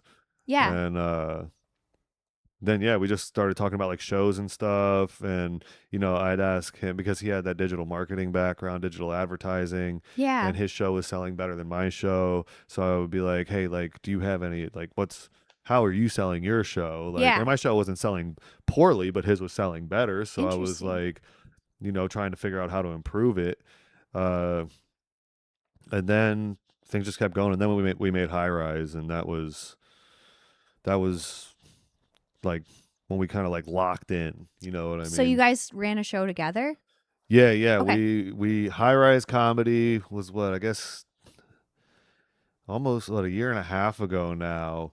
We were running shows out of co-working spaces Whoa. on the 11th floor of one building and the 9th floor of another building. Oh, wow. And we ran 2 shows Friday, 2 shows Saturday, and 1 show Sunday Holy shit. for like a month and a half. And it was fucking awesome. It was like one of the coolest rooms in town for a little while. Wow. We sold out almost every single show. What? That's crazy. I didn't even know this. Yeah, Because if you would have started, that would have been right when maybe, no, not even. I hadn't even started yet. It You guys was were doing that. August 24, I think, is when we did it. Okay, I hadn't started yet. August 2024 is when, or maybe the end of July is when we started. Okay. Yeah, somewhere June, July, somewhere in there, 2024, and it was just sick, dude. Like we wanted to make a comedy club. Like that was, so we were turning these venues into a comedy club, and we didn't know what the fuck we were doing. Like, our lineups were, I think we had one show that was like 115 minutes. It was crazy, dude. Wow. So long. And then we lost High Rise because we got scammed by this dude. And then we moved into another location, and the lady didn't run it by the building owner, and he didn't want us there after that. Shit. And I've never been able to find a place where we could do it again. Otherwise, I'd still be doing it. Wow. And then that's when Tim started looking for the club. Yeah, because I know he was thinking about that at one point. We were gonna, before he blew up, we were gonna have the club. He was gonna own it. I was gonna be the GM. We were gonna it was gonna be our place to work on stuff. And then he blew up, and when we were like, you shouldn't do this. You're good now. Yeah. you don't need the club anymore, dude. Wow, that is crazy though. So like, would you like still be interested in like doing that like and later down the line at all, or? I mean, for sure. Something like that, at least. I would be the GM of a club if it meant that I wasn't working in the bar anymore and I could do all the stage time I wanted. Absolutely. Yeah, that would be actually Is that sick. like my end goal? No, dude. But stage time's important. It's because like, I feel like stage when you time have in an front audience, of an audience, yeah, it changes like I think you might have told me that, where you're like, it's hard to get good unless you're like on a show. Or you're getting stage time in front of a real audience. Because the stage, like for me, I just think of the stage as information. You know what I mean? Yeah. Like you're just collecting information about, I think this is funny. Yeah. They don't. Why? For sure. Yeah. Or I think this is funny. They do. Sick. Yeah. You can kind of try things out and then get a little bit, because at an open mic, if you get one chuckle, it's like, okay, there could be something, Could be, but also, it's a comic. A lot of the times, if I write a bit that kills with the comics, I know it's probably never going to work with real people. I'm finding that out too, where I'll be like, I mean, sometimes, but like a lot of the times, and that's one thing, like, I caught myself in the beginning because when I first moved here, I was working 5 nights a week and I could only do the Midnight Creek mics. Oh, okay. I didn't know anybody else. I had to be at work at 3 or 4 o'clock every day. Okay. And I could only do the Midnight Creek mics. So I caught myself after like a month and a half, writing to the comics because you just want to fucking laugh so bad. It does feel good. I know. Like it's just after talking to Silence for so long, you just want anybody to laugh at anything you say. Yeah. And I caught myself doing that, and I was like, what am I? Like, I was writing, like, super hacky suicide bits and, like, just fucked up shit that comics like. You know what I mean? That is true. They like more fucked up shit. Yeah. We like the shocking fucked up, like, and I was like, I can't write this shit anymore. None of this is good. That's really funny, though. It's good to notice that, too, because I've done that before, where I'm just like, oh, yeah, that killed at sunset, and then I try in front of like real people, and then I bomb. I'm like, oh, okay, I won't do that again. What the fuck is wrong with this girl? Yeah, this bitch is nuts. So yeah, it is definitely like an interesting like experience, and it is cool to live here because I feel like there's so many opportunities, and like I don't know, I need to pick your brain for like ideas for shows, or like if you have any advice, because like I feel like you have been running shows for a long time, you know what you're doing, and I'm just like winging it. So dude, I told you before, I think that your marketing is better than almost anybody else's. Like really? You're because it's not the here's the club, here's a comic on stage, here's drinks, here's people laughing. Like that's what all of ours is. I mean, I've got reels that are doing that right now. You know what I mean? Yours are like creative. They're interesting. I have fun making them. Like I'm a little bit addicted. And you can tell that like it's fun for you. You know what I mean? It's not just like fucking comedy promotion slop. You know what I mean? Like the same shit that everybody's doing. Thanks. Well, another thing with that is the algorithm sees it as slop as well. So like the best promos we've done have been like kind of skits where you have to get the retention first before you give them the information. I think it's great. Me and Dane have talked about your promo a lot because we both think it's like it's better. Thank you. Oh my God. Thank you. Yeah. Like, I just am like having fun with it. And like, I'll just like think about little things. I'm like, let's try that. And like, but I do like to make skits too. So I'm like trying to figure that out. But it does, and it hides it from the algorithm. So it doesn't know it's like an ad because they yeah. want you to pay for No, your it's sick. ads. So I was like, can I get around it? But I'm also, Well, I think Dane has the best traditional promo reels. he's good. Yeah. Yeah. Yeah. You guys both have great. Like his, I don't know, mine's fine. I like all your promos. It's fine. I'm not thrilled with it. It's getting the job done though, I guess. I don't fucking know. Yeah. And like when me and Tim were doing it for High Rise, Tim was really, really good. The best thing about working with Tim was that he liked to do all the stuff I didn't like to do, and I liked to do all the stuff that he didn't want to do. Oh, okay. That's why we worked so well together. Like I do all the production stuff, the like physical, set shit up, get it ready. This is how the chairs go. This is the comics that are going up. Nice. Here's the group chat. I paid everybody, and he did all the fucking marketing, ticketing pages, Wow. you know, all the advertising, all the graphic design. Like it was great. I hate doing that stuff. I don't want to sit on a fucking computer the whole time. Yeah. And like, it's just not, I just don't like it. I Like get that. do it, but I don't like it. Yeah. Maybe we should run a show together. I can help with the marketing. I'm down. I have a new one that I pitched to Vulcan that me and Tim used to do that's really fun. I think I need to follow up with her. Okay. It's called Riff Raff Comedy. Okay. Where it's a really fun show. Seven comics do 3 minutes riffing in the beginning, and then the audience decides their 3 favorites, and they do a set afterwards. Oh, that is cool. So it's like interactive for the audience. They get into it because they're writing the topics. They're picking. It's like choose your own comic. You know what I mean? Yeah. No, I like that. I have a bunch of show ideas. They're exhausting, dude. It's a lot of work. Yeah. It's a lot, and it's funny. Somebody told me the other day, they were like, "Yeah, you know, you've like done a lot for the scene creating stage time," and I've never thought about it that way. I just think about I need to talk to an audience, dude. Yeah. I'm trying to get better at stand up, so yeah, I'm just a big like create your own opportunities kind of thinker. I think that's such a good idea because like you kind of need to, and I think we had Rob Stant on, and he told me that he was like, if you want more stage time, you just like have to create your own show or like, try to create your own show. And then I just kind of like pitched it, I think at the right time when they were like looking for a show. So like, I'm glad to have that, but then it is only one time a month. So I'm like, I need to like try to like figure out other ways to like, get more stage time, like, cause it's so addictive. And like, I also know I need it. Cause I'm like, if I want to get good, I got to keep doing it. Yeah. And so sometimes I feel like I don't do it enough. And then I'm like, kind of, well, I don't know. You do fall when you start producing, because at one point this summer I was producing 7 shows a month. Whoa. And it was way too much. That's a lot. So much. Way too many shows. And but it's good because you get the stage time. It's a lot of work. Yeah. But you also fall into this trap that I've noticed where you establish yourself as a showrunner, and if you stop running as many shows, a lot of the times people will stop booking you as much too. Oh, because they're like, oh, Eddie doesn't book me on his show. You know what I mean? I'm like, well, I have one now. Yeah.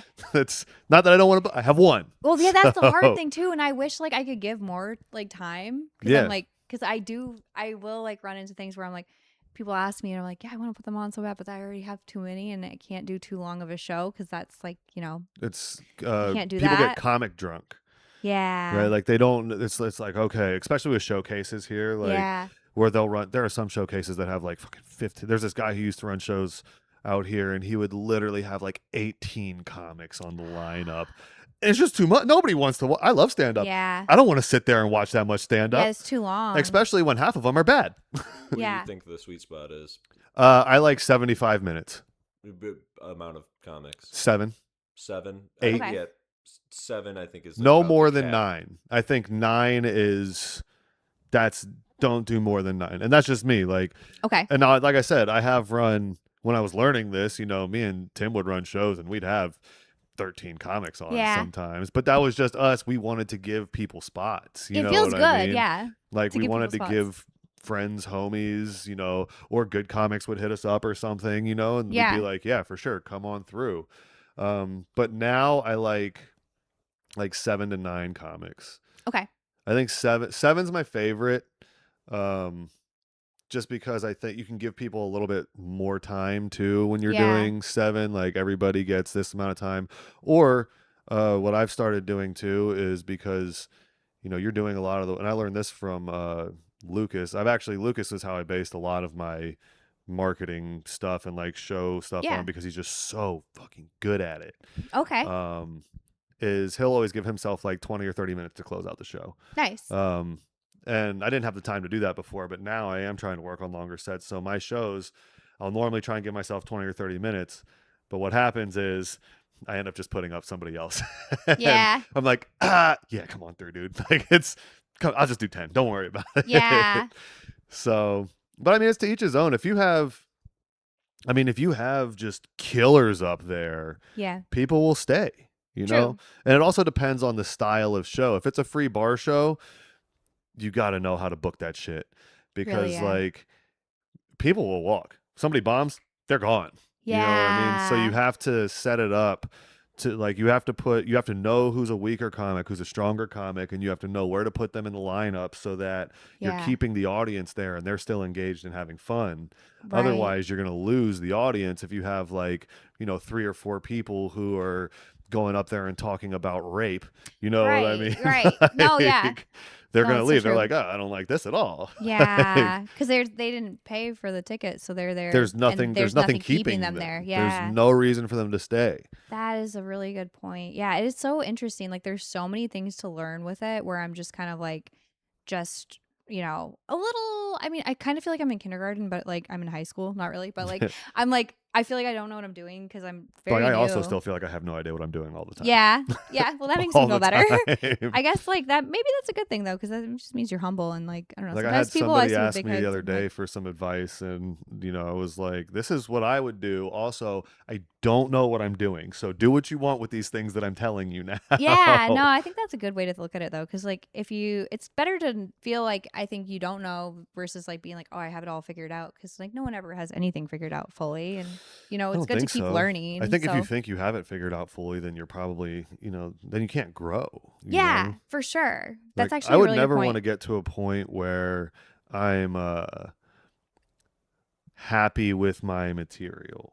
You know Yeah, what I yeah, mean? yeah. Like yeah, I'll be happy with some of it, but I'm also really hard on myself. A lot of people tell me I'm too hard on myself because like I'll get off stage, I'll have a good set, and I'll be like, yeah, well, these 2 punchlines missed, so I fucking sucked. You know I'm what I like that mean? too, where I focus on the things that didn't land. Yeah, but I think that's also good though, because if you're just now, there are times I'll get off stage and I'll be like, that was fun. Yeah. Like that was a good set. It was fun. This stuff worked good. But then it's like, okay, either how do I make it funnier?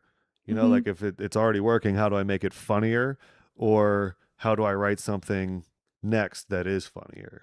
Okay, so you're kind of always like looking ahead. Yeah, like I've Yeah. been struggling. I've had writer's block for like 3 months now, and Okay. I feel like I'm not thinking funny.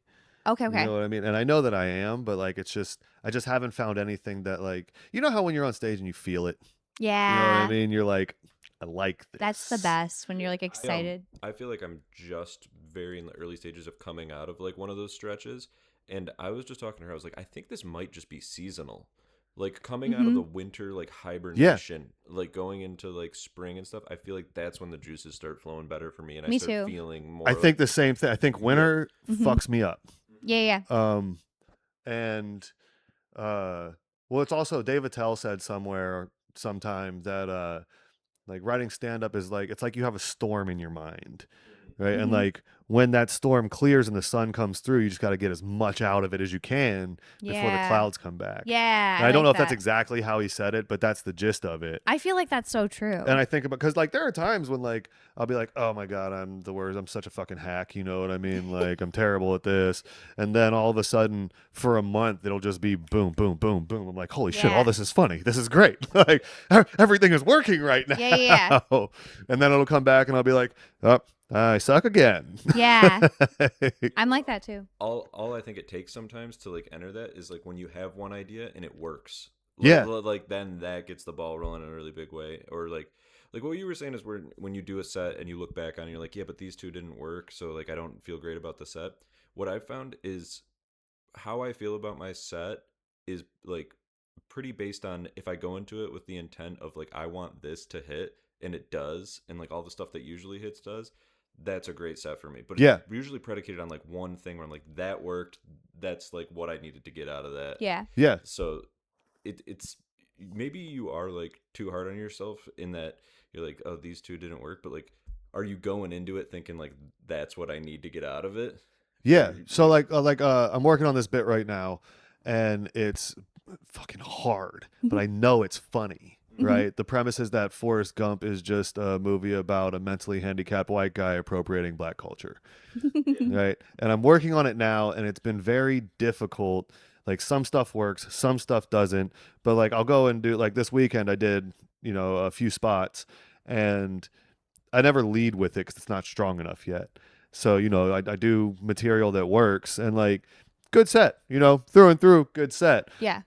But those fucking punchlines didn't work that I wanted to work. So it was a bad set for me because I know the other stuff works. You know what I mean? Right. It's working material. It's what I do, and I know in 2 years I'll hate it all. But like for now, it's what works. Yeah. So like I'm always, and I never go, especially to me, Austin is just like the gym. Yeah. You know what I mean? Like I never go do a spot where I'm just trying to do well here. Like if I'm going up, I'm working on something. I'm not just going to go do stand up. Like because I'm not good enough yet. You know what I mean? Like the exception probably being like the mothership. Mothership, yeah. Mothership is the exception. Or if it's somebody's show who either doesn't book me regularly or has never booked me before.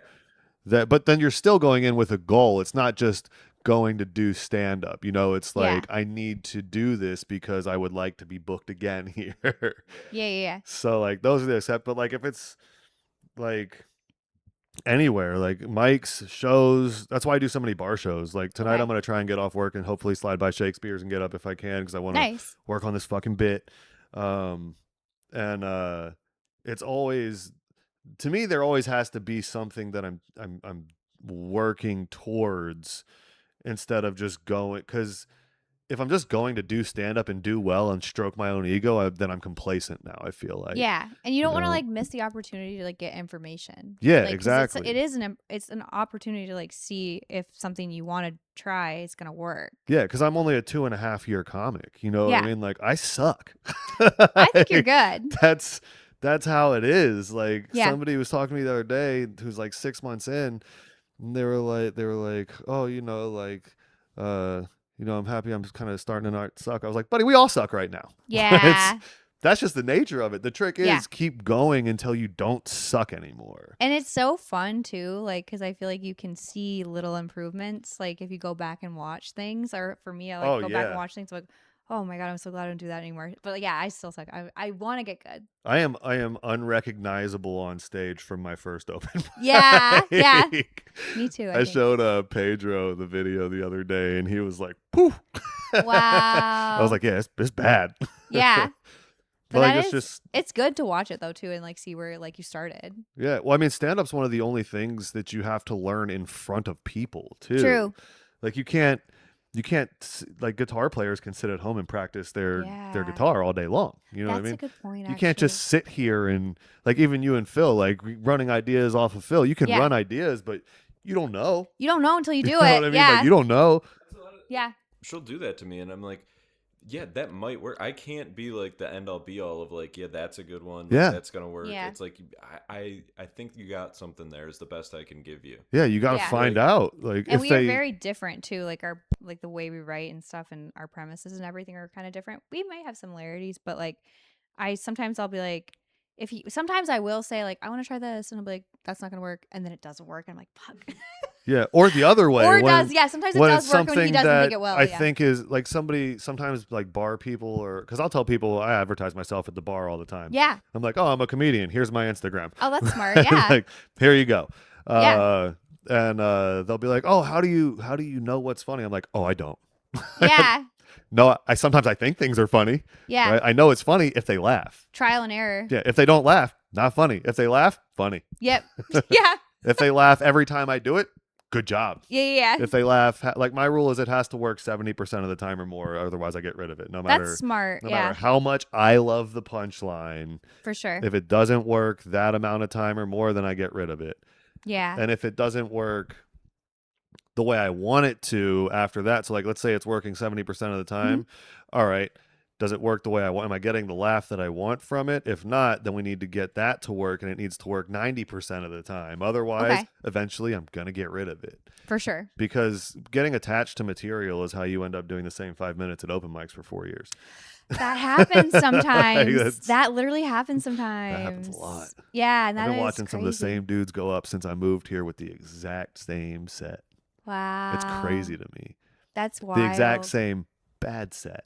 Damn. Not Yeah. changing anything, not changing a word, a punchline, a tag. It's like, yo, what are Yeah. you? But I mean, it's to each his own. Like, it's, Yeah. no, not everybody wants the same thing out of this. Some people just True. like, getting off work or whatever and going and hanging out with their friends and saying bullshit on stage. That is true, actually. know? Everybody does have a different, like, what they're kind of trying to get out of it. So, like, that is an interesting thing to say. I never think of it like that because I'm always like, if you're doing stand up, you're doing it. But, like, some people are just doing it for, Some like, people social aspect. Some people, yeah. it makes them just feel good. Yeah, and you that's know? good still. Yeah. And but that's fine. yeah. Like, everybody doesn't have to be trying to be famous. That's true. Yeah. And, like, and maybe not everyone needs to even try to be getting better, I guess, as long as it makes them happy and they're, not expecting a lot. I Yeah. think sometimes, though, people that will complain and stuff, I'm like, you're doing the same set. Yeah. Time. They're like, why am I not getting booked? I'm like, Well, those are the delusional ones. yeah. Then I'm like, wait a minute. Yeah. So, like, yeah.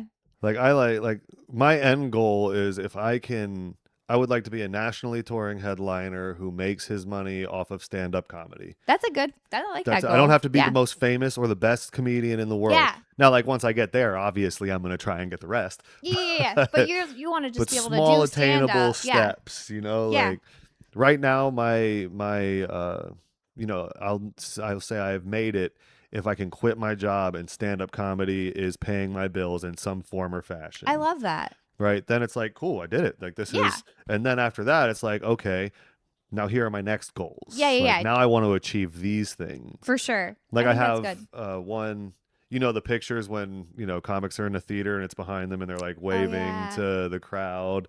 I want one of those. That'd for be me. sick. Yeah. Right? That's one of my goals. Just, I want one of those pictures. I love that. Yeah. Like, and that doesn't mean maybe I'm just opening for somebody. Maybe, you know what I mean? Yeah. Like, I just want one of those pictures. I love that. I think that's a good goal. I need to, like, set my goals. I don't really have any yet. I'm kind of just, like, focused on, like, little things where I'm, like, trying to, get better. But then I'm like, I should have goals too. Because I think that stuff works. Like, manifesting works, I think. Because I know think people manifesting, who, like, I think people confuse manifesting. Like, manifesting does work, Mhm. but if you make it work, you have to put that right effort in. yeah, like, you can't just be like, oh, this is gonna happen and it's gonna happen. Yeah. That is true. Yeah.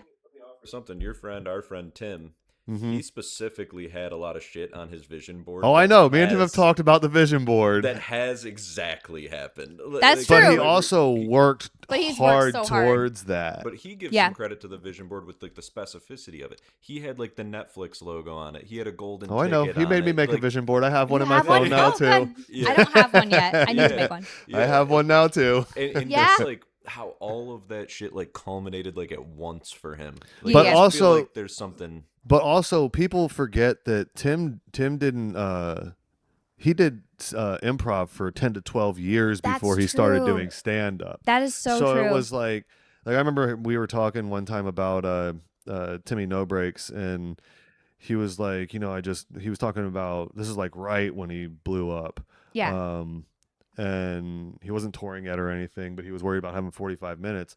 And he was like, I just made this so fast. I was like, no, you didn't, dude. I was like, I've been watching you do these jokes for Yeah. a long time. You just found the delivery device for them. You know what I mean? Yeah. Like, because when he was doing all of it as Tim Stiefler, it wasn't the same. But it Yeah. was a lot of the same stuff that he does. I mean, not now. Now it's something else completely. But in the beginning, when he first put on the jacket, Yeah. He plays to his strengths. Like, we just had him on our show, and he is doing stand up. But the improv elements when he brings somebody up on stage, Yeah. and, like, stuff like that, that's so fun for people to break So up a cool. Oh, comedy yeah. show. Yeah. And, like, that is his strength and stuff. But yeah, he's, like, one of the craziest cases of, like, people are like, yeah, sometimes that happens, dude. Like, Hans Kim, like, the Kill Tony thing. Nobody blew up. Nobody nobody's blew up ever like done Tim. Nobody's ever Yeah, done yeah. it like him. Tim blew up faster than, except maybe Cam. Yeah. Yeah. But Tim blew up faster, and he's also the only character who's ever worked on Kill Tony. True. Yes. It's so refreshing. Like you said, you're an old Kill Tony fan. Like Tony used to fucking hate. If you were a character, he hated Tim. He tried to. Yeah. Like if you watch the first Tim appearance, he's like, "Oh, so you're doing dice?" Like he did. He tried his best to hate him. Like up until the end, it wasn't until like the internet loved him that Tony was like, "Well, let's see." It's the only time the fans have ever beaten Tony. Yeah, but now Tony loves him. No, he's it's cool too. Like I love it. I'm always such so a excited. Performer. Like when I open for him on the road, like his audiences, they're just so excited to see him. Dude. Yeah, like he's got a good vibe. They're just so fucking excited. Oh, I love that. Cool, dude. But awesome. Unfortunately, I don't know if you know this yet, but Kait actually killed him.